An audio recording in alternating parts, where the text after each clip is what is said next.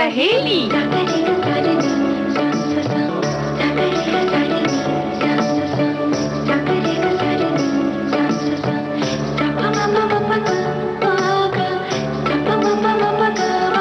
सखी सहेली।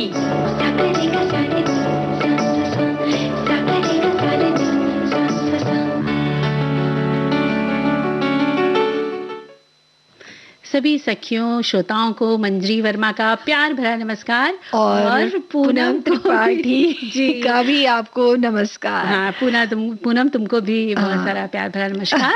तो सभी का स्वागत करते हुए बताते हैं आज के विषय हमारे क्या हैं कि आज है काकोरी कांड की वर्षगांठ है और स्वतंत्रता संग्राम सेनानी कमला दास गुप्त के बारे में हम लोग बात करेंगे बिल्कुल विशेष के अंतर्गत। और आज है विश्व आदिवासी दिवस, तो हम ये भी चाहेंगे कि श्रोता भी इस विषय पर लिखकर भेजें।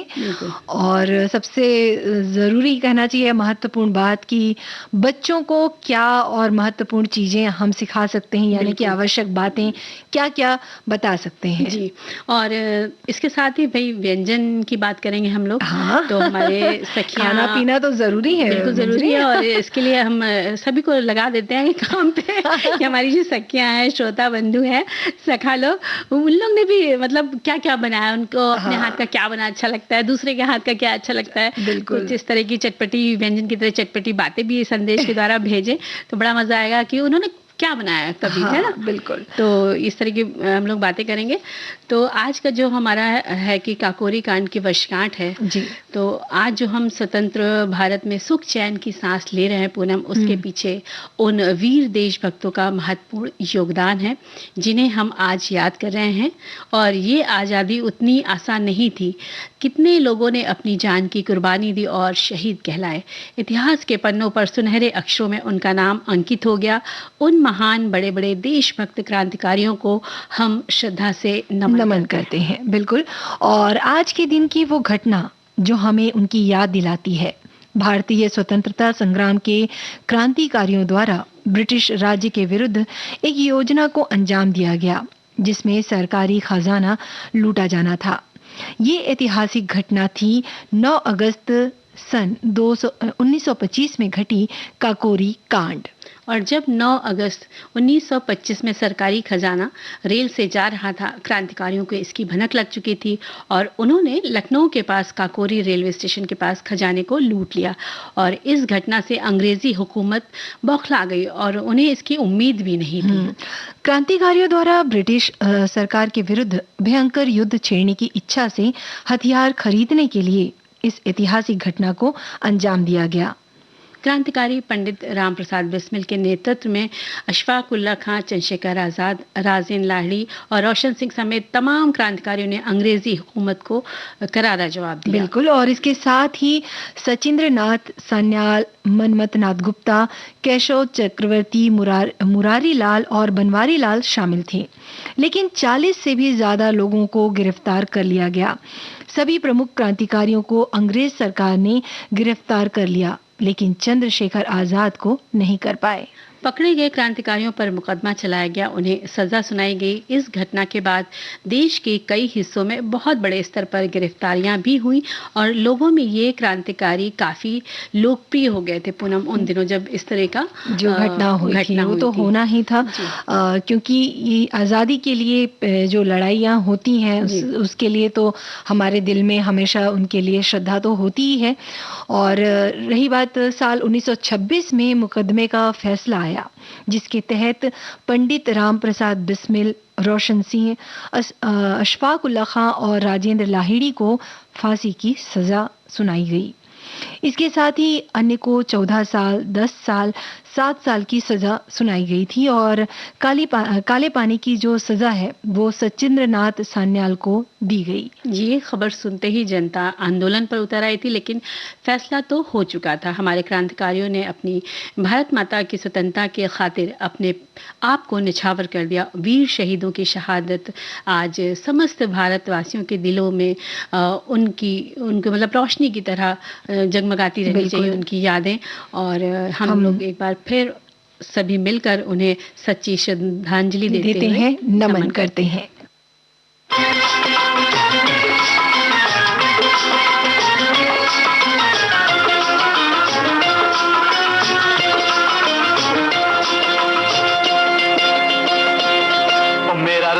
बसंती चोला मेरा रंग दे, ओ मेरा रंग दे बसंती चोला, ओए रंग दे बसंती चोला माए, रंग दे बसंती चोला, ओ मेरा रंग दे बसंती चोला, मेरा रंग दे, ओ मेरा रंग दे बसंती चोला, ओए रंग दे बसंती चोला माए, रंग दे बसंती चोला।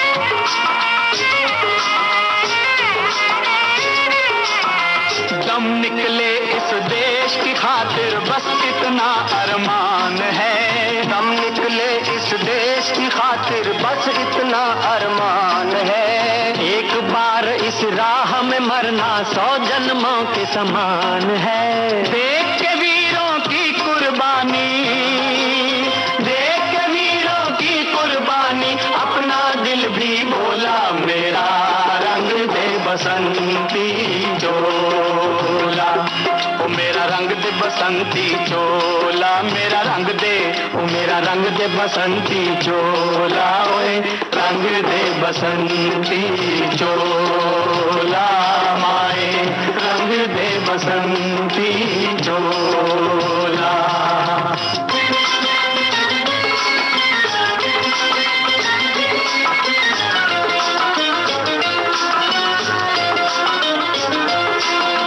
जिस चोले को पहन शिवाजी खेले अपनी जान पे, जिस चोले को पहन शिवाजी खेले अपनी जान पे, जिसे पहन झांसी की रानी मिट गई अपनी आन पे, आज उसी को पहन के निकला, पहन के निकला, आज उसी को पहन के निकला हम मस्तों का टोला, मेरा रंग दे बसंती चोला, ओ मेरा रंग दे बसंती चोला, मेरा रंग दे, ओ मेरा रंग दे बसंती चोला, ओए रंग दे बसंती चोला माए, रंग दे बसंती चोला, ओ मेरा रंग दे बसंती चोला, मेरा रंग दे, ओ मेरा रंग दे बसंती चोला, ओए रंग दे बसंती चोला माए, रंग दे बसंती। वाकई कभी नहीं संघर्ष से इतिहास हमारा हारा है, कभी नहीं संघर्ष से इतिहास हमारा हारा, बलिदान हुए जो वीर जवान उनको नमन हमारा है। क्या बात है। वाकई, और बिल्कुल ये श्रद्धांजलि है हमारी, हम सबकी ओर से ये जो गीत हमने सुनवाया आप सभी को। जी। और देखो पूनम, हमारे साथियों ने संदेश भी भेजे हैं इस विषय पर कि काकोरी कांड शहीदों को विनम्र नमन। 9 अगस्त 1925 की रात चंद्रशेखर आजाद, राम प्रसाद बिस्मिल, अशफाक उल्ला खां, राजेंद्र लाहिड़ी और रोशन सिंह समेत तमाम क्रांतिकारियों ने अंग्रेजी हुकूमत पर बड़ी चोट की। इन लोगों ने लखनऊ से कुछ दूरी पर काकोरी और आलमनगर के बीच ट्रेन में ले जा रहे सरकारी खजाने को लूट लिया। इस घटना ने गौरी सरकार को हिलाकर रख दिया। वाकई उस समय की बहुत ही ज्वलंत, जिसे कहते हैं बहुत ही अहम ये कहानी थी बिल्कुल। और अंग्रेजों के खिलाफ कहना चाहिए कि ये बहुत ही बड़ा कदम था और ऐसी हिम्मत करना, सोच पाना, ये भाई अपने आप में उन क्रांतिकारियों का बहुत जज्बा था। और वहीं एक श्रोता ने ये भी लिखा है कि काकोरी ट्रेन एक्शन भारतीय स्वतंत्रता संग्राम के क्रांतिकारियों द्वारा ब्रिटिश राज के विरुद्ध भयंकर युद्ध छेड़ने की इच्छा से हथियार खरीदने के लिए ब्रिटिश सरकार का ही खजाना लूटने लेने की एक ऐतिहासिक घटना थी जो 9 अगस्त को घटी थी। बिल्कुल। तो ये इन्होंने जो कही है बात कि ये जो काकोरी कांड है इसको काकोरी ट्रेन एक्शन कहा जा रहा है। बिल्कुल।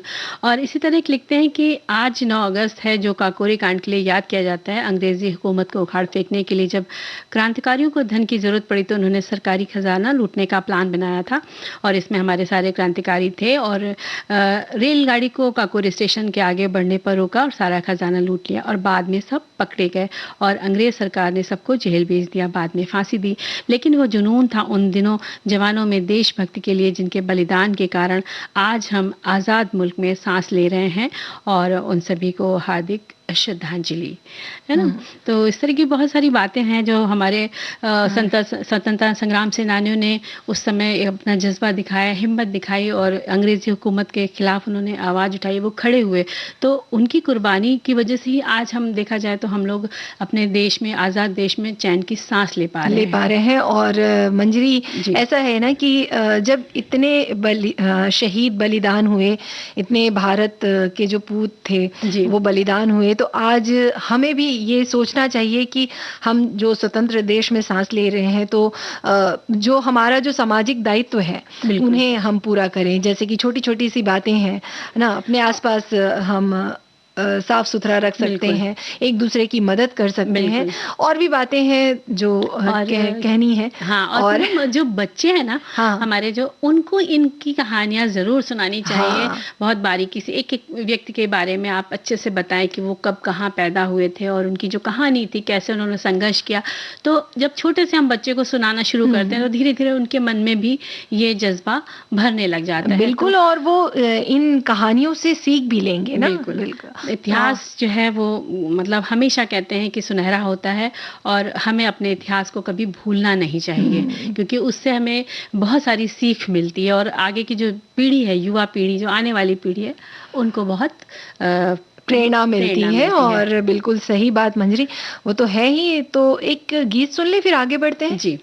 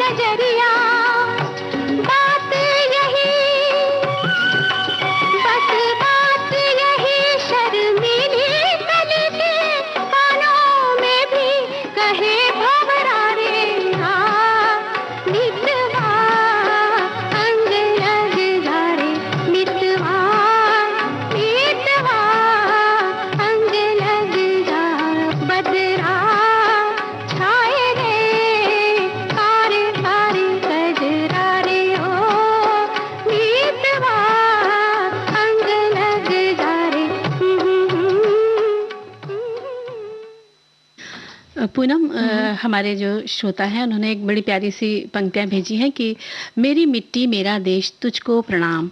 तूने ही तो जन्मे भगत सुखदेव और कलाम, हरियाली सी भरी हुई तेरी मिट्टी बड़ी कमाल, बरगद पीपल खूब पनपते साथ में इनके आम, तुझको लाखों प्रणाम। क्या बात है। विविधता, हाँ, विविधता से भरी हुई है तू, पर एक है तेरा नाम, पर्वतराज हिमालय तुझमें, नदियां हैं तमाम। कितनी सुंदर सुबह तेरी, कमाल है तेरी शाम, मेरी मिट्टी मेरा देश, तुझको लाखों प्रणाम। क्या बात है, कितनी प्यारी सी मिट्टी के प्रति ऐसा जज्बा होना भी चाहिए, क्योंकि हम सब मिट्टी से तो जुड़े हुए हैं है ना। तो पूनम, आज हम बात करने जा रहे हैं अपनी स्वतंत्रता संग्राम सेनानी कमला दास गुप्त जी के बारे में। कमला दास जी का जन्म 11 मार्च सन 1907 ढाका के विक्रमपुर के एक भद्रलोक वैद्य परिवार में हुआ था। बाद में उनका परिवार कलकत्ता चला गया। आपके पिता सुरेंद्र नाथ दास गुप्त थे। वहां उन्होंने कलकत्ता विश्वविद्यालय के बेथ्यून कॉलेज से इतिहास में मास्टर ऑफ आर्ट्स की डिग्री प्राप्त की। वहां कॉलेज के युवाओं में राष्ट्रवादी विचारों की लौ धधक रही थी। इसमें उनमें स्वतंत्रता संग्राम में अपना योगदान देने की इच्छा उत्पन्न हो रही थी। कमला दास पर भी उनका असर दिखने लगा था। उन्होंने अपनी पढ़ाई छोड़कर गांधी जी के साबरमती आश्रम में प्रवेश करने की कोशिश की, और जब उनके माता पिता को पता चला तो उन्होंने अपनी अस्वीकृति देते हुए उन्हें ऐसा करने से मना करा। आखिरकार उन्हें शिक्षा पूरी करने को कहा गया। तो भाई बात उन दिनों की है जब महिलाएं या कहना चाहिए महिलाओं को इस तरह के संग्राम या इस तरह के आंदोलनों से जोड़ना थोड़ा कठिन होता था। उन्हें ये कहा जाता था कि वो इस आंदोलन का हिस्सा नहीं हो सकती। तो उस दौर की बात है। इस तरह कमला दास जी ने अपनी शिक्षा समाप्त करने के बाद उनकी चरमपंथी जुगांतर पार्टी के कुछ सदस्यों के साथ निकटता जो है आपस में उनकी समीपता बढ़ने लगी। अपने मूल गांधीवाद से वे सशस्त्र प्रतिरोध के पद पर अग्रसर हो गई, यानी कि उन्होंने हार नहीं मानी। जी बिल्कुल, और हार माननी भी नहीं चाहिए अगर ऐसा आपका जज्बा है अंदर की, आपके अंदर लौ चल रही है देश के प्रति। तो और साल 1930 में कमला दास ने घर छोड़ दिया। गरीब महिलाओं के लिए संचालित एक छात्रावास के प्रबंधक के रूप में नौकरी कर ली। वहां क्रांतिकारियों के लिए बम और बम बनाने की सामग्री संग्रहित की और उसे उन तक वे पहुंचाया करती थी। उन्हें बम विस्फोटों के कारण कई बार गिरफ्तार भी किया गया। क्या बात है, मतलब इतनी जज्बा और हौसला था उनके अंदर कि वो किसी भी काम को करने से पीछे नहीं हटी। बिल्कुल, और अंजाम तो सबको पता है कि अगर ये काम कर रहे हैं तो भाई दूसरी जो सरकार है वो तो ये चाहेगी कि इनको पकड़े हम। हाँ, और अगर इन आंदोलनकारियों की बात करें मंजरी, तो इन्हें अंजाम की फिक्र नहीं होती थी ना। ये तो कहते हैं ना कि सर पे कफन लेकर निकल पड़ते थे कि अंजाम चाहे कुछ भी हो, उन्हें जो करना है वो करके रहेंगे। और लेकिन कोई सबूत ना मिलने पर जब उन्होंने ऐसा किया, गिरफ्तार कर लिया गया, तो सबूत नहीं मिला और उन्हें रिहा भी कर दिया गया। स्वतंत्रता सेनानी बीना दास को इन्होंने ही रिवॉल्वर दी थी, जिसको लेकर बीना दास ने 1922 में गवर्नर स्टैनली जैक्सन को गोली मारी थी और गिरफ्तार भी हुई और बाद में उन्हें रिहा भी कर दिया गया। और इस दौरान वो भारत छोड़ो आंदोलन में जेल भी गई और सन 1933 में अंग्रेज उन्हें कैद कर जेल में डालने पर सफल हुए। 1936 में उन्हें रिहा करके नज़रबंद कर दिया, यानी जो हमारी वीरांगना है उनको अंग्रेज़ों ने नज़रबंद भी किया। और साल 1938 में जुगांतर पार्टी ने खुद को भारतीय राष्ट्रीय कांग्रेस के साथ जोड़ लिया और कमला दास ने भी अपनी निष्ठा को बड़ी पार्टी में स्थानांतरित कर दिया। उसके बाद वे राहत कार्य में शामिल हो गई। क्या बात है। और विशेषकर 1942 और 43 के बर्मी शरणार्थियों के साथ और 1946 और 47 में सांप्रदायिक दंगों के शिकार लोगों के साथ वे नोआखाली में राहत शिविर की प्रभारी थी, जहां गांधी जी ने 1946 में दौरा किया था। उन्होंने कांग्रेस महिला शिल्प केंद्र और दक्षिणेश्वर नारी स्वावलंबी सदन में महिलाओं के व्यावसायिक प्रशिक्षण के लिए काम किया। महिला पत्रिका मंदिर का संपादन किया। उन्होंने बंगाली में 2 संस्मरण लिखे, रक्तेर अक्षरे यानी कि रक्त के अक्षरों में, और जो इन्होंने सन 1954 में लिखा, और स्वाधीनता संग्राम में नारी जो उन्होंने 1936 में लिखा। यानी कि पूनम वो अपनी आज़ादी के जो कार्य करती थी, उनकी आज़ादी के लिए सहयोग करती थी क्रांतिकारियों का, इसके साथ साथ उनका जो मन था वो लेखन की ओर भी था। क्या बात है, मतलब लिखा भी करती थी। ये इतनी प्रतिभा की धनी जो कहना चाहिए कि हर तरह से वो अपने देश के लिए करना चाह रही थी, तो उन्होंने जो अपनी लेखन जो शैली अपनाई या जो लिखा वो देश के लिए ही लिखा और देश के लोगों के लिए लिखा। यानी कि इस बात से तो एक प्रेरणा मिलती है कि हम जो नारियां हैं, हम जो सखियां हैं, जो भी लोग हैं, तो आप जिस कार्य को कर रहे हैं उसके साथ साथ थोड़ा लेखन की ओर भी चले जाएं, है ना? तो कितना अच्छा हो, है ना? बिल्कुल। ये तो ये है कि ये तो खैर अपने कहना चाहिए कि रुचि की बात है। और रही बात हमारी जो वीरांगना जी की, कमला जी की, तो भाई इन्होंने तो अपना सर्वस्व ही कहना चाहिए निछावर कर दिया अपने देश के लिए, और इस तरह 19 जुलाई 2000 में वे इस संसार से विदा हो गई। जी।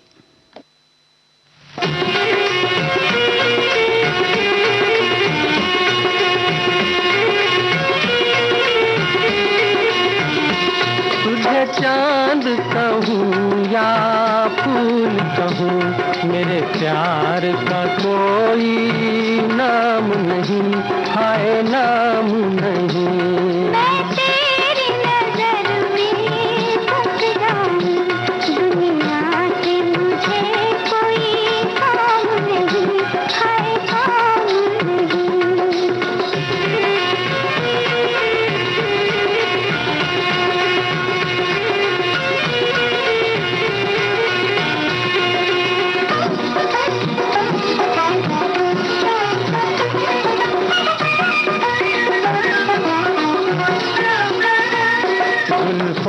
की चमक ये कहती है, तू कोई सुनहरी नागिन है। हर सांस में शोला तड़पे है, हर गीत में दिल की धड़कन है, हर गीत में दिल की धड़कन है। आँखों में नशा सा छाया है, और हाथ में मेरे जाम नहीं, हाय जाम नहीं। मैं तेरी नजर में बस जाऊँ, दुनिया से मुझे कोई काम नहीं, हाय काम नहीं।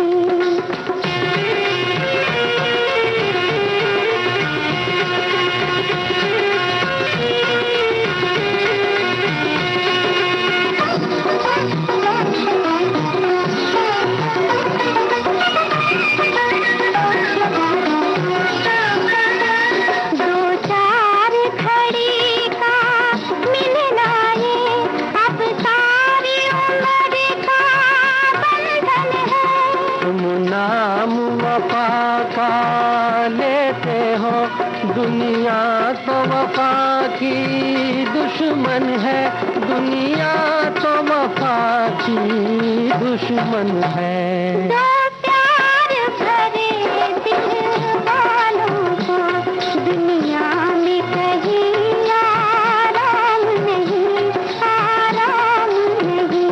तुझे चांद कहूँ या फूल कहूँ, मेरे प्यार का कोई नाम नहीं, हाय नाम नहीं। मैं तेरी नजर में बस जाऊँ, दुनिया से मुझे कोई काम नहीं, हाय काम नहीं।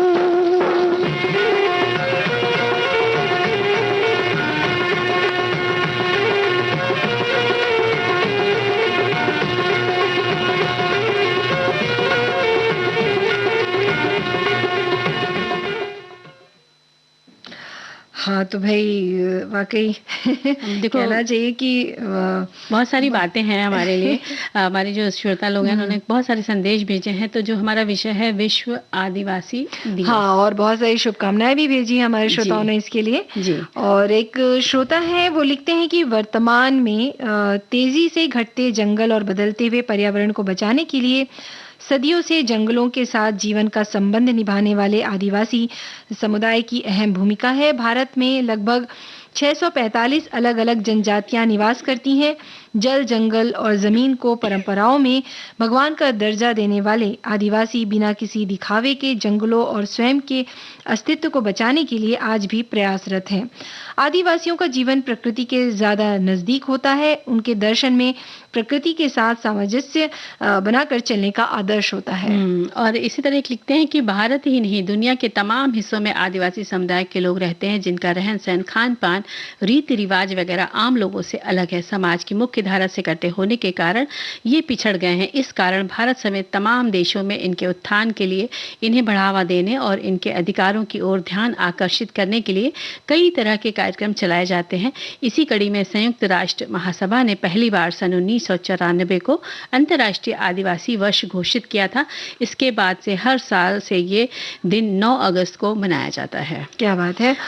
वाकई मंजरी, एक बात तो है कि ये जो समुदाय है, इसे ये बात सीखनी चाहिए कि लोगों में मेहनत करने का जो जज्बा है, कि जब ये नंगे पैर जंगलों में चलते हैं और कितनी मेहनत, कैसी भी परिस्थिति में रहते हैं, तो इनसे हम ये कहते हैं कि अपने जीवन की जो कला है, बहुत कठिन उनका जीवन होता है। वो तमाम मौसमों की मार झेलते हुए और कम सुविधाओं में वो अपने आप का जीवन यापन करते हैं। सोच के देखिए कि आज हमें ठंड है या बरसात है, तो हम पक्के मकानों में रह रहे हैं ना, और ठंड लगी तो हमने रजाई ले ली और बहुत सारी चीजें सुख सुविधाओं से हैं, लेकिन उनके पास जो बिल्कुल भी सुख सुविधा नहीं है। यहाँ तक कि ऐसे बहुत से गांव हैं जहाँ पर ये समुदाय है, वहां पर बिजली भी नहीं है, बिल्कुल ना, लेकिन इन परिस्थितियों में वो बहुत अच्छे से हंसते गाते नाचते अपनी जिंदगी गुजर कर रहे हैं।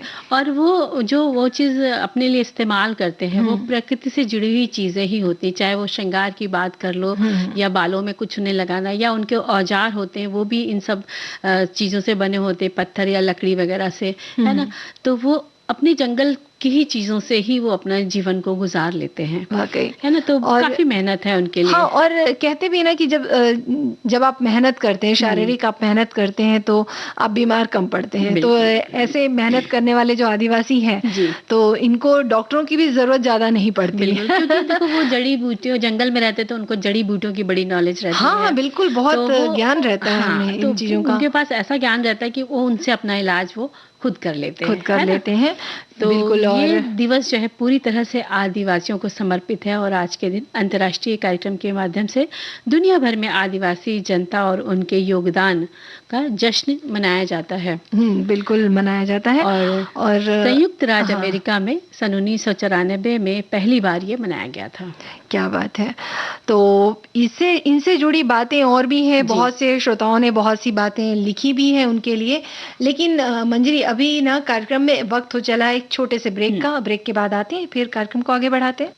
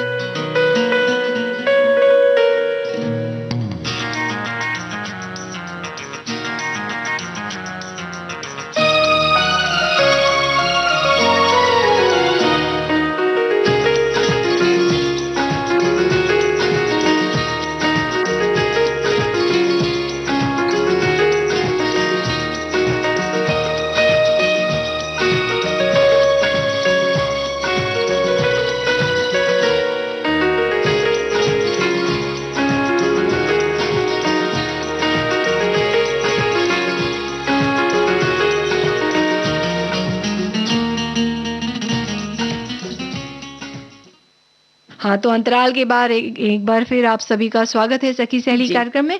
और जैसे कि हम आज विश्व आदिवासी दिवस मना रहे हैं, बहुत से श्रोताओं ने बहुत सी बातें कही हैं, लिखी हैं मंजरी, और जैसा कि उनकी सुरक्षा और अधिकारों की सुरक्षा पर भी ध्यान दिया जाता है।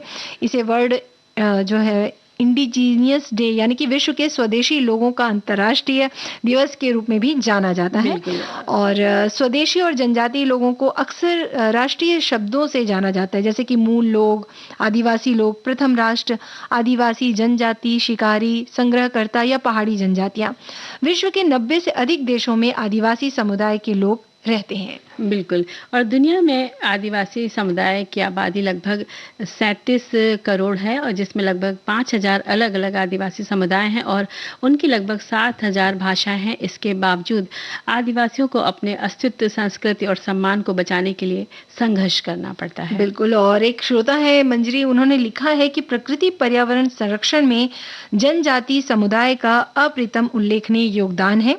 जल, जंगल, जीवन जंतु, जड़ी बूटियों के लिए समर्पित वन बंधु बांधवों के योगदान पर का जो है हम सदा कृतज्ञ रहेंगे। प्रकृति केंद्रित स्वाभाविक जीवन शैली को प्रोत्साहन एवं जनजातियों को मुख्य धारा से जोड़ने के लिए विश्व आदिवासी दिवस मनाया जाता है। विश्व आदि दिवस की हार्दिक शुभकामनाएं। तो भाई बात तो बिल्कुल सही कही इन्होंने कि वाकई अगर आज हम कहें कि जंगल में कुछ चीजें अगर बच पाई हैं या जंगल के रखरखाव काफी हद तक इनकी ही देन है। बिल्कुल। और हमें इसके जंगल के कटाव को रोकना भी चाहिए, उसे मदद करनी चाहिए और बचाव के तरीके भी हमें ढूंढने चाहिए, है ना। और एक लिखते हैं कि संदेश में लिखते हैं कि विश्व आदिवासी दिवस का मतलब इस पृथ्वी पर सबसे पहले निवास करने वाली प्रजा जो मूल निवासी मानी जाती है, उनके अधिकारों और सुरक्षा के प्रति लोगों में जागरूकता बढ़ाने के लिए 9 अगस्त सन 1994 से लेकर हर साल मनाया जाता रहा है। हमारे भारत देश के मूल निवासी जैसे कि भील आदिवासियों द्वारा नाच गान के साथ धूमधाम से मनाया जाता है। और पूनम संयुक्त राष्ट्र संघ द्वारा 9 अगस्त सन 1982 को आदिवासियों के हित में एक विशेष बैठक आयोजित की गई थी। तब से जागरूकता बढ़ाने और दुनिया की स्वदेशी आबादी के अधिकारों की रक्षा के लिए प्रत्येक वर्ष आज के दिन ही वर्ल्ड ट्राइबल डे मनाया जाता है। और इस वर्ष की जैसे हर वर्ष की थीम रहती है, तो इस वर्ष की थीम है कि आत्मनिर्णय के लिए परिवर्तन के प्रेरक के रूप में आदिवासी युवा। क्या बात है। यानी कि आज के जो आदिवासी युवा हैं अपने आत्म निर्णय के अधिकार का प्रयोग सक्रिय तौर पर कर रहे हैं और आदिवासी संस्कृति और पारंपरिक देशज ज्ञान से आज के जो आदिवासी युवा हैं सराबोर हैं और पारंपरिक विरासत के वाहक बने हुए हैं कहना चाहिए। और इनका जो हमारा भविष्य है आज के लिए किए गए जो निर्णयों पर निर्भर करता है। ऐसे में जो आदिवासी युवाओं द्वारा जो कार्य किए जा रहे हैं वो मानवता के सामने मौजूद कुछ सबसे कहना चाहिए गंभीर समस्याएं हैं, उसे उभरने का सबसे अच्छा तरीका है ना, तौर तरीका है। क्योंकि ये जो बात अगर हम करें, अगर हम प्रकृति की ओर चलें और इससे जुड़ी हुई बातें करें तो वाकई ये जो समुदाय है इसका जो युवा जिस तरह से काम कर रहा है, अगर हौसला अफजाई होता रहा तो इनसे जुड़ी बहुत सी चीजें हम सीख पाएंगे। बिल्कुल। और इनको भी आगे बढ़ने का अवसर मिलना चाहिए। बिल्कुल मिलना चाहिए। और जो आज के दिन जो है इन लोग के इस दिन को मनाने के लिए बहुत सारे सामूहिक उत्सव का आयोजन किया जाता है। इनके कार्यक्रमों में विभिन्न चर्चाओं और संगीत कार्यक्रमों के अलावा विभिन्न प्रकार के जागरूकता कार्यक्रम भी किए जाते हैं। जनजातीय लोगों का जानवरों के साथ अनोखा रिश्ता होता है।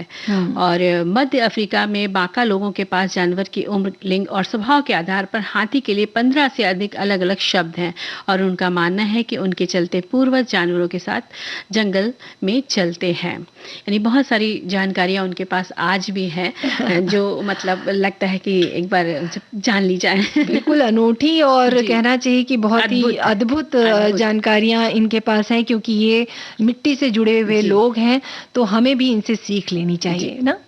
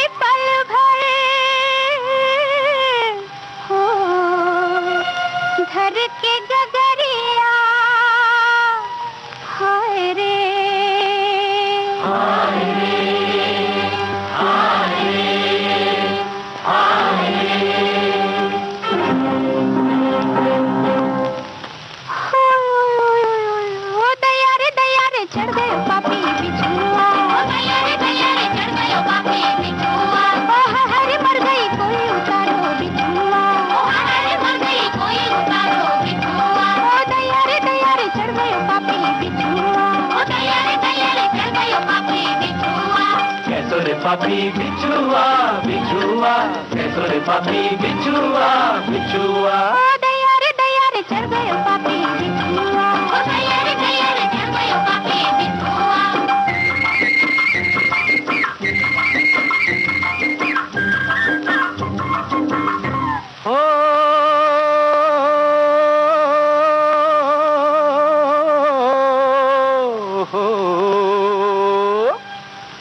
मंतर फेरूं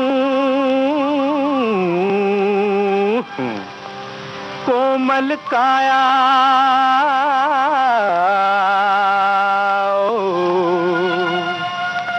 छोड़ के डारे छू जा रे जा रे जा रे।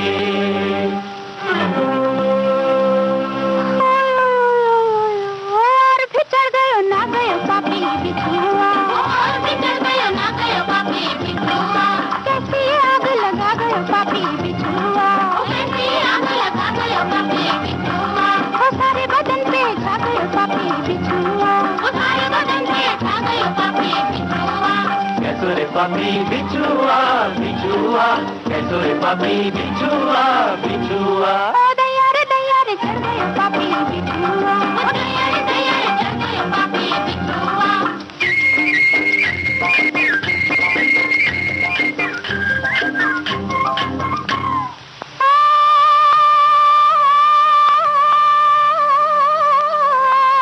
हाय रे मंतर झूठा, वैद भी झूठा,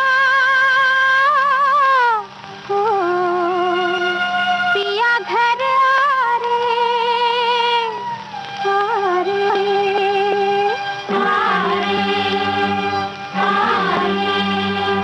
आ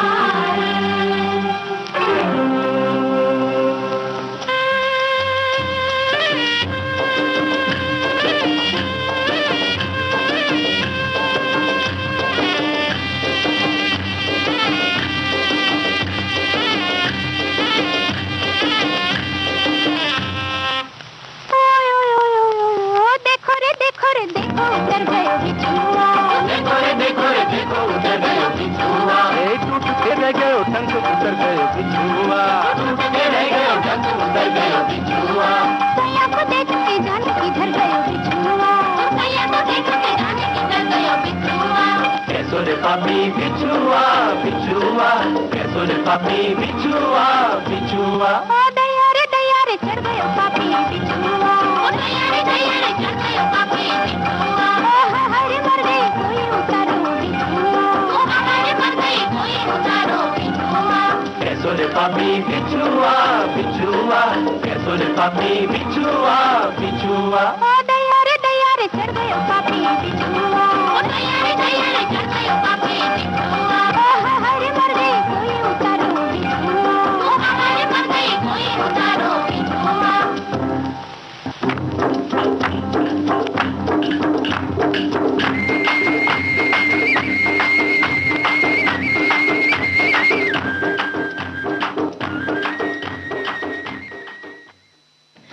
पूनम, एक बड़ा प्यारा सा संदेश मिला है आदिवासियों के बारे में। हे धरा के आदि मानव कहलाए जो महामानव, तुम हो तुम धरा के वासी, तुम ही कहलाए आदिवासी। करे शिकार जो बने शिकारी, जंगलों में रह हो गए वनवासी। कोश और फरलांग से जो करे जो मापन, कंद मूल खाकर करे जो जीवन यापन। तन में सिकन न मन में हो दुविधा, दिखते हैं जो सरल वो सीधा। है जिनकी आवश्यकताएं सीमित, पर जो रखते सोच असीमित। जल जंगल जमीन के लिए समर्पित, करते अपना प्राण अर्पित। हो गुंडाधुर वीर नारायण जैसे बलिदानी, वीर बिरसा मुंडा जिसने कभी हार नहीं मानी। अधिकारों के लिए जो कूद पड़े रण में, जिनकी यादें बसी हो कण कण में। लोहा लिया अंग्रेजों से पर झुके नहीं, नित अविराम चलते रहे पर रुके नहीं। आओ विश्व आदिवासी दिवस पर करें उन्हें सलाम। क्या बात है, बहुत सुंदर सी लिखकर भेजी है। और देखो जो हमारे बहुत सारे साथियों ने भाई जो हमारा विषय अगला है बच्चों को सिखाएं आवश्यक बातें, तो बहुत से श्रोताओं ने बहुत सी अलग अलग बातें लिखी कि क्या क्या सिखाएं भाई। खैर कहते भी हैं कि माँ पहली गुरु होती है बच्चों की। तो एक श्रोता है उन्होंने लिखा भी है कि जो बच्चे होते हैं बच्चों को बचपन से ही कुछ छोटे छोटे काम करने की आदत डालें। अपने स्कूल बैग जूते जगह पर रखें, रात को बैग सेट करके रखें जिससे सुबह हड़बड़ी ना हो। घर के और भी छोटे छोटे काम बचपन से ही सिखाना शुरू करें। बच्चे कम करना सीखेंगे और आपके ऊपर भी काम का बोझ कम होगा। यही काम बड़े होते होते आदत में आ जाएंगे। अपने घर का पता, फोन नंबर, आसपास के लोगों को भी पहचानें। घर के बाहर कैसे सतर्क रहें उसे उसके तरीके भी सिखाएं। बिल्कुल। और एक हमारे श्रोता लिखते हैं कि बच्चों को सिखाए जाने वाली आवश्यक बातें पर इतना कहना है कि आजकल में तो बच्चों में बहुत ही टैलेंट भरा हुआ है। इन बच्चों से मेरे जैसे कई बुजुर्ग तो बहुत कुछ सीखने को मिल सकता है। बिल्कुल सही बात लिखी है इन्होंने। और तो है ही जी। और एक लिखते हैं कि बच्चों को अच्छी बातें सिखाने में माँ की सबसे अहम भूमिका है। सबसे पहले परिवार के सदस्यों में छोटे बड़े का अंतर, उनके पद और उनके साथ कैसे पेश आना, ये बहुत ही महत्वपूर्ण है। परिवार से ही सीख कर बच्चा आने वाले आगंतुकों को प्रणाम कर अभिवादन करने लगता है और आगे चलकर अपने साथियों मित्रों से भी वैसा ही व्यवहार करता है। बातचीत में हमेशा सच बोलने की आदत डालना, आने जाने में यातायात के नियमों का पालन करना भी उसे शुरू से ही सिखाया जाना चाहिए। बाजार से सामानों की खरीदारी में भी उन्हें होशियार करना चाहिए। अच्छे क्वालिटी के सामान और तोल मोल करके दाम देने की बातें भी सिखाई जानी चाहिए। दया दिखाना और दया करना भी उन्हें आना चाहिए। अपनी पढ़ाई पर पूरा ध्यान लगाना और समय से आने जाने पर भी ताकीद की जानी चाहिए। बिल्कुल बहुत ही बड़ी प्यारी सी बात इन्होंने लिखकर भेजी है। और पूनम हमें याद है कि जब हमारी मतलब मदर वगैरह जो थी वो ये सिखाया करती थी कि जब भी आप को कोई स्कूल, आप छोटे हैं स्कूल गए हैं और कोई आकर के आपको बोले कि ये पर्चा है, इस पे आपके पापा मम्मी ने लेटर भेजा है, आपको बुलाया है, तो उनके साथ कभी नहीं जाना चाहिए। और उनको अपने घर का पता है, वो सब पापा का नाम, मम्मी का नाम, घर का पता पूरा उन्हें बच्चों को याद होना चाहिए। अगर याद नहीं कर सकता है बच्चा तो ये माँ का दायित्व है कि उसके पॉकेट में, उसके बैग में एक एक पेपर पे ये चीज़ें लिख करके डाल दे कि बच्चा कम से कम नहीं याद है तो वो बता सकता है सामने वाले को कि इसमें लिखा है ना। तो ये छोटी सी बात सतर्कता और सुरक्षा के लिए बहुत जरूरी है। ही मंजरी। और कहते भी है ना कि बच्चे जो होते हैं ना कच्ची मिट्टी होते हैं, तो उन्हें आप जैसे आप ढालेंगे, जैसा उन्हें माहौल मिलेगा वो वैसे ही ढलते जाएंगे। तो एक श्रोता है उन्होंने बहुत ही प्यारी बात कही कि बच्चे कच्ची मिट्टी जैसे होते हैं, जो घर में देखते हैं वही सीख लेते हैं। बच्चों को अच्छे और ऊंचे संस्कार दें, बड़ों को प्रणाम करना उनकी आदत में शुमार करें। बच्चों के सामने कभी अपशब्द ना बोलें। जब भी कोई मेहमान घर में आए तो बच्चों को सिखाएं कि सलाम नमस्ते करके मेहमान के बीच ना बैठें। जब कोई दो बड़े बात कर रहे हो तो बीच में बच्चा बात काटे तो बुरी बात है, बच्चों को समझाएं। खाना खाते समय पहले हाथ को धोना, इस तरह की आदतें डालें ताकि बच्चा साफ सफाई का भी ध्यान रखे। और एक और लिखते हैं कि आज के माहौल में बच्चों को किसी भी वस्तु, जीव जंतु, पेड़ पौधे, जल, वातावरण, आपसी रिश्ता आदि का संरक्षण और महत्व समझाना अति आवश्यक है।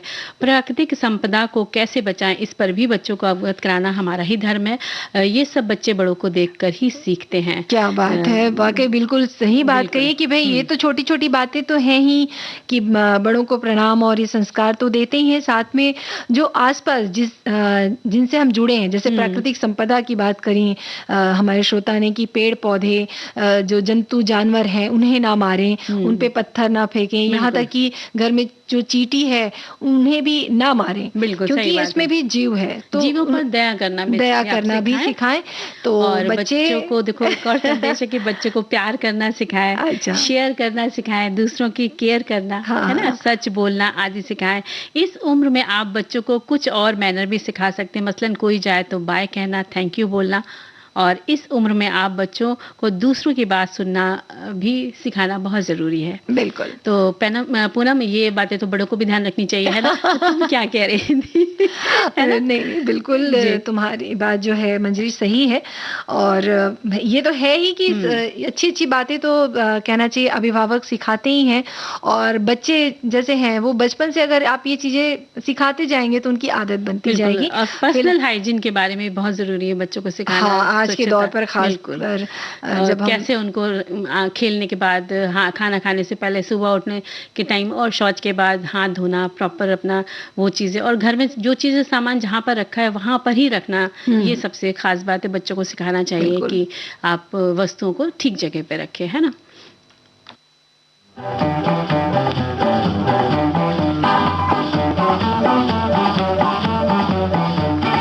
नन्हे मुन्ने बच्चे तेरी मुट्ठी में क्या है, नन्हे मुन्ने बच्चे तेरी मुट्ठी में क्या है? मुट्ठी में है तकदीर हमारी, मुट्ठी में है तकदीर हमारी। हमने किस्मत को बस में किया है, हमने किस्मत को बस में किया है। भोली भाली मत वाली आँखों में क्या है, भोली भाली मत वाली आँखों में क्या है? आँखों में झूमे उम्मीदों की दिवाली, आँखों में झूमे उम्मीदों की दिवाली। आने वाली दुनिया का सपना सजा है, आने वाली दुनिया का सपना सजा है। नन्हे मुन्ने बच्चे तेरी मुट्ठी में क्या है, नन्हे मुन्ने बच्चे तेरी मुट्ठी में क्या है?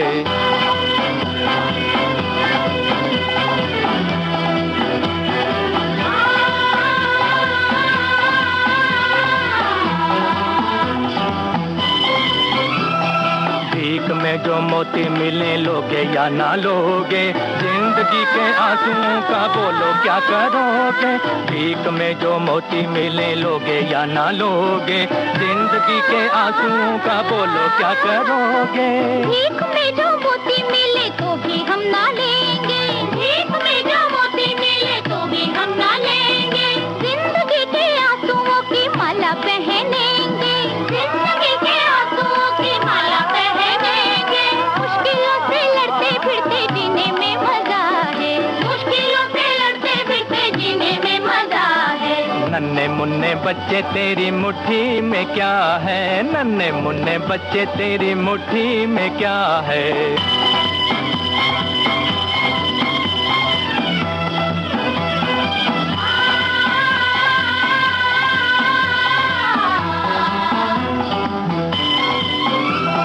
हमसे न छुपाओ बच्चों हमें तो बताओ, आने वाली दुनिया कैसी होगी समझाओ। हमसे न छुपाओ बच्चों हमें तो बताओ, आने वाली दुनिया कैसी होगी समझाओ। आने वाली दुनिया में सबके सर पे ताज होगा, आने वाली दुनिया में सबके सर पे ताज होगा। ना भूखों की भीड़ होगी ना दुखों का राज होगा, ना भूखों की भीड़ होगी ना दुखों का राज होगा। बदलेगा जमाना ये सितारों पे लिखा है, बदलेगा जमाना ये सितारों पे लिखा है। नन्हे मुन्ने बच्चे तेरी मुट्ठी में क्या है, नन्हे मुन्ने बच्चे तेरी मुट्ठी में क्या है? मुट्ठी में है तकदीर हमारी, हमने किस्मत को बस में किया है। नन्हे मुन्ने बच्चे तेरी मुट्ठी में क्या है, नन्हे मुन्ने बच्चे तेरी मुट्ठी में क्या है? बिल्कुल, मुट्ठी में क्या है तकदीर है। बिल्कुल। और बहुत ही खूबसूरत गीत था ये। और एक श्रोता ने मंजरी लिखा है कि संस्कार अच्छे देंगे तो वो हमारी संस्कृति को बढ़ाएंगे, और बच्चे ही देश के कल के कर्णधार होते हैं। तो बात तो बिल्कुल सही है कि संस्कार जो है वो स्कूल में सिखाया जाता है, लेकिन घर के जो संस्कार होते हैं, जब दादी नानी बैठकर अच्छी अच्छी कहानियां सुनाती हैं, और जब घर के बड़े बुजुर्ग सब साथ में रहते हैं, तो वो जो संस्कार बच्चों में पड़ते हैं ना, उसकी बात ही अलग होती है। कहानी से हम बच्चों को अच्छी शिक्षा दे सकते हैं। बिल्कुल, और वो जल्दी सीखेंगे, जल्दी क्योंकि कहानी उन्हें आकर्षित करती है। बिल्कुल। इसी तरह एक बच्ची थी, वो अपनी मम्मी की बात बहुत मानती थी, खाना भी खा लेती थी टाइम से, सब कुछ करती थी, तो वो बस बोलती बहुत थी। तो उसकी मम्मी ने कहा तुम कोई 3 शब्द बताओ, तो उसने कहा जो तुम्हें पसंद हो। तो बोलती है कि माँ से कोई शब्द बताओ 3, तो उसने कहा माँ और मुर्गा और मेंढक। तो उन्होंने कहा तुम्हें इसमें सबसे अच्छा कौन लगता है? तो बच्ची ने कहा माँ। तो बोली मुर्गा और मेंढक क्यों नहीं? तो बोलता मुर्गा जो है सुबह जल्दी जगा देता है बोल करके, बांध दे करके। बोले मेंढक तो क्यों नहीं अच्छा लगता? तो बोलता मेंढक जो बहुत टट्टर करता है। तो माँ ने कहा कि तुम भी तो इसी तरह से बोलती हो बहुत ज्यादा। तो बच्ची को समझ में आया। माँ ने कहा कि देखो हम इसलिए तुमसे कहते कम बोला करो। तो कहने का मतलब ये कि छोटी सी कहानी का आशय यही है कि आप कैसे सिखाएं अपने बच्चों को। बिल्कुल बिल्कुल, कहानियों से तो बिल्कुल सिखा सकते हैं, लेकिन मंजरी एक बात बोले, बच्चे अगर बोलते नहीं है ना तो घर बड़ा नहीं लगता है। नहीं, देखो ये उन बच्चों के लिए जो मतलब जो ज्यादा बोलते, जिसको माँ सिखाना चाहती कि कहाँ पर क्या बोलना है, क्या नहीं बोलना है। तो कभी कभी बच्चों को ये चीज भी सिखाना बहुत जरूरी हो जाता है ना। और एक चीज और है मंजरी की, अच्छी संगत कहना चाहिए कि जब थोड़े बच्चे बड़े हो जाते हैं, स्कूल जाने लगते हैं, तो ये भी ध्यान रखें कि उनके आसपास जो उनके साथ के जो बच्चे हैं वो उनका नेचर कैसा, उनका व्यवहार कैसा है। तो कई बच्चे ऐसे भी होते हैं लड़ने झगड़ने वाले, तो इन चीजों का भी ध्यान रखें कि भाई उनके जो फ्रेंड सर्कल है, जो संगत है, वो अच्छा रहे। बिल्कुल। और स्कूल से आकर के सारी बातें बताना, ये भी आप अपने बच्चों को बताएं। और अपना काम खुद करना है और चीटिंग नहीं करना है। होमवर्क भी समय से आपको करना है और अपने मन की बात कहना, ये भी बहुत जरूरी है बच्चों को, बहुत जरूरी है। ये तो बहुत महत्वपूर्ण है, क्योंकि मंजरी आजकल की अगर हम अवस्था देखें तो बहुत ही कम एज में जिस तरह से बहुत सी घटनाएं जो हो जाती हैं, शायद उसका कारण यही है कि बच्चे अपने मन की बात अपने अभिभावक या माता पिता से नहीं कह पाते। शायद वो डर होता है, या ऐसी चीजें, ये भी हो सकता है कि शायद अभिभावक वो बात नहीं समझेंगे। वो डर के मारे भी नहीं कह पाते, डर के मारे भी होता है। कई बार बच्चों को ये भी लगता है कि अरे ये बात कैसे समझेंगे हमारे माता पिता। तो थोड़ी बड़ी जब अवस्था आ जाती है, जैसे 13, 14, 15 साल की एज में, तो उनके साथ एक दोस्तों जैसा व्यवहार भी रखें, ताकि वो अपनी बातें आपसे साझा करते रहें और इस तरह की परेशानियां आगे ना आए। बिल्कुल। और कुछ लेना है तो पूछ कर लेना है, ईमानदारी भी बच्चों को सिखानी चाहिए। इसके साथ साथ आपको किसी स्कूल जाने वाला बच्चा छोटा, तो बोलना अपनी बोतल से ही पानी पीना है, और क्या कहते हैं कि खाना भी किसी का ऐसे नहीं खाना है। तो इस तरह की बातें बच्चों को आप सिखा सकते हैं। हाँ, और एक चीज और सिखा सकते हैं, हाँ, घर में खाना बनाना। अगर उनका जो कहना चाहिए, अगर बच्चों को चीज सिखानी चाहिए तो ताकि आपको भी समय पे जरूरत हो, अगर आपका सिर दुख रहा है, बोलो तो बेटा चाय बना दो, तो उनको चाय बनानी आनी चाहिए। तो अगर छोटी छोटी चीजें आप सिखाएंगे, अगर बच्चों का इंटरेस्ट है, अगर उनका रुझान है खाना बनाने की ओर, तो उन्हें जरूर सिखाएं। तो भाई मैंने बता दिया कि अब व्यंजन की बारी आ गई है। मैं समझ गई थी। तो देखो हम बताते हैं पकौड़े के लिए कई तरह के पकौड़े बनते हैं। तो उसके लिए एक घोल बना लो। मतलब उस घोल से आप कई तरह के पकौड़े बना सकते हैं। तो एक क्या करना है, एक बाउल में 2 कप बेसन लेना है, उसमें 2 चम्मच कॉर्न पाउडर लेना है, स्टार्च, और चावल का आटा 2 चम्मच लेना है। उसमें नमक, हल्दी, हींग, लाल मिर्च, चिली फ्लेक्स और 2 हरी मिर्ची कटी, हरी धनिया 1 बड़ा चम्मच, अजवाइन 1 चम्मच, और इन सबको लेकर के पानी के साथ आपको एक गाढ़ा घोल बना लेना है। मतलब हमेशा आप ये घोल बना लीजिए। अच्छा। और जब मन चाहे आलू का बनाना है पकौड़ा, तो आलू के चिप्स काट करके उसमें डिप करके आप तल लीजिए, या बैंगन को लंबे लंबे काट करके आप उसके पकौड़े बना सकते हैं।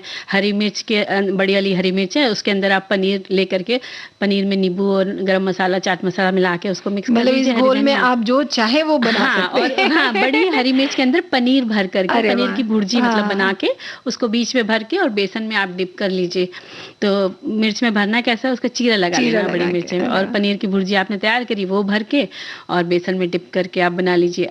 आलू भर के तो हरी मिर्ची तो सभी को पता है, लेकिन अब पनीर भर के बनानी चाहिए, है ना। और जो एक आता है पोई के पत्ते, नाम शायद तुमने सुना होगा, वो हरे रंग के होते गाढ़े गाढ़े, उसके भी पोई के पत्ते तोड़ करके और उसको भी बेसन के घोल में डिप करके आप पकौड़े बढ़िया वाले बना सकती हैं। तो मतलब बरसात का जो समय है वो पकौड़ों के साथ आप इन्हीं दिनों ये पकौड़े पोई के पत्ते देखे जाते हैं। आप गोभी के पकौड़े बना सकते हैं, शिमला मिर्च के पकौड़े, यानी भुट्टे के दाने के पकौड़े, है ना, और प्याज के पकौड़े। तो यानी एक घोल बनाए और उसमें सारी चीजें अलग अलग वैरायटी के बना सकते हैं, पकौड़े बना सकते हैं। और इन पकौड़ों के साथ ये गीत भी सुनिए।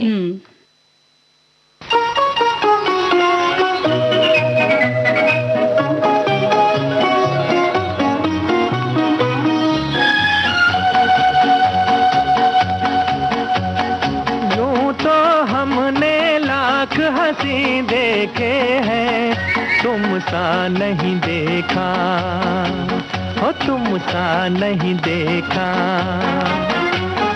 यूं तो हमने लाख हंसी देखे हैं, तुम सा नहीं देखा, हो तुम सा नहीं देखा।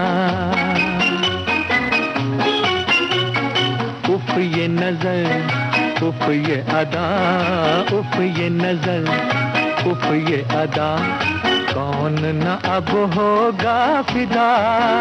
जुल्फ़े हैं या बदलियां, आंखें हैं या बिजलियां, जाने किस किस की आएगी क़ज़ा।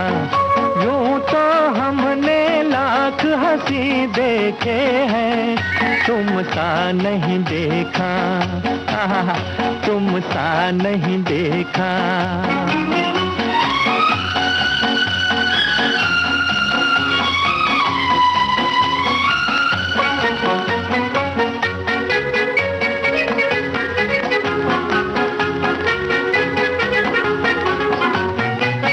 भी हंसी रुत भी हंसी, आज ये दिल बस में नहीं। तुम भी हंसी रुत भी हंसी, आज ये दिल बस में नहीं।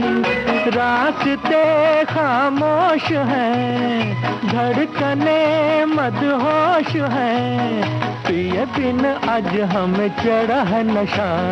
यूं तो हमने लाख हंसी देखे हैं, तुम सा नहीं देखा, हो तुम सा नहीं देखा। तो भाई अब मंजरी वक्त हो चला है श्रोताओं से विदा लेने का, तो अनुमति दीजिए पूनम त्रिपाठी और मंजरी वर्मा को, आप सभी को हमारा नमस्कार।